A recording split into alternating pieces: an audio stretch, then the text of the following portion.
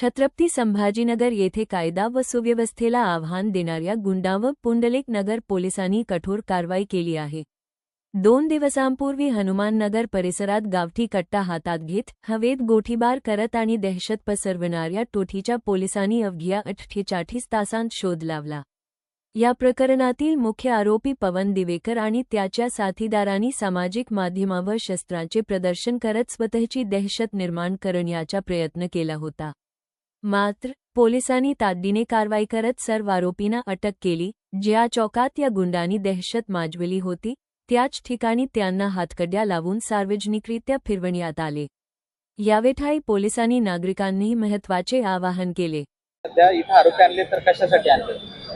Police station Pundalik नगर येथे CR number 158/2026 कलम 109(2) आणि दंगा करणे, भरवस्तीमध्ये अग्निशस्त्राचा वापर करून फायर करणे अशा प्रकारच्या कृत्यामुळे गुन्हा दाखल आहे। सदर गुन्ह्यातील तक्रारदार यांनी नावानिशी फिर्याद दिलेली आहे। त्या अनुषंगाने आम्ही त्यातील आरोपी यांना अटक करण्यात आलेली आहे।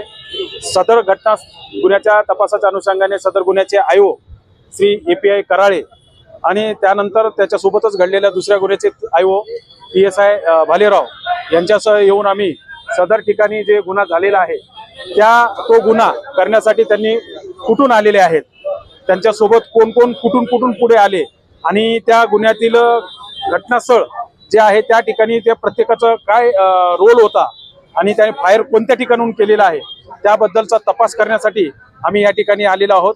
आणि सदरचा तपास IO आणि पंच यांच्या समक्ष आमच्या सर्व अंमलदार यांच्या मदतीने आम्ही तपास करत आहोत। या सगळ्या घटनेनंतर तुम्ही जे काही गुन्हेगारी कृत्य करणारे आरोपी त्यांना तुम्ही काय आवाहन करू इच्छिता? कारण की याच्यामध्ये अनेक शिक्षण घेणारे तरुण देखील आहेत आणि स्पर्धा परीक्षा करणारे किंवा पोलीस भरती करणारे तरुण गुन्हेगारांच्या सोबत राहतात, त्यांना तुमचं काय आवाहन?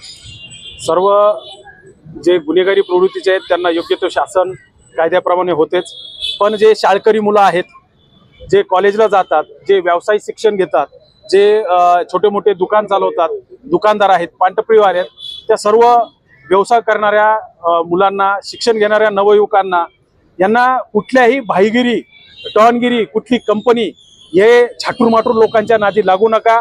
त्यांचे डिप्प्या, त्यांच्यासोबत फोटो काढून कोणी मोठा होत नसतो। गुन्हेगारी ही गुन्हेगारी आहे आणि ते कायद्याने निषिद्ध आहे आणि त्याच्यावर त्यांनी जर कुठलं कृत्य केलं तर त्याच्यावर कायदेशीर कारवाई होते। आणि अशा गुंड प्रवृत्तीच्या लोकांमध्ये तुम्ही राहिल्यावर तुमच्यावर देखील गुन्हा दाखल होण्याची शक्यता असते, कारण तो तुमच्यासोबत असताना कुठला गुन्हा केला तर तुम्ही देखील त्याच्यामध्ये सहआरोपी होऊ शकता, कारण त्याचं काय इंटेन्शन आहे हे तपासामध्ये आल्यानंतर तुम्ही देखील आरोपी होऊ शकता। याद्वारे आम्ही आव्हान करतो नवयुवकांनी, शिक्षण घेणाऱ्या विद्यार्थ्यांना, आपण चांगल्या प्रकारे शिक्षण करा, आईवडिलांना घरी मदत करा आणि आपला देशामध्ये लोकशाही आहे आणि लोकशाही आहे आणि कायद्याचा अधिराज्य आहे। या ठिकाणी मी सगळ्यांना आवाहन करतो की कायद्याचं पालन करा, घरच्या लोकांचा ऐका, वडीलधाऱ्यांचा मान ठेवा आणि ही जी झुंडशाही गुंडगिरी आहे हे करणाऱ्या लोकांना विरोध करा किंवा काही असेल तर त्याबाबत आम्हाला पोलिसांना माहिती द्या। काही लोक मिसयूजपणा करतात।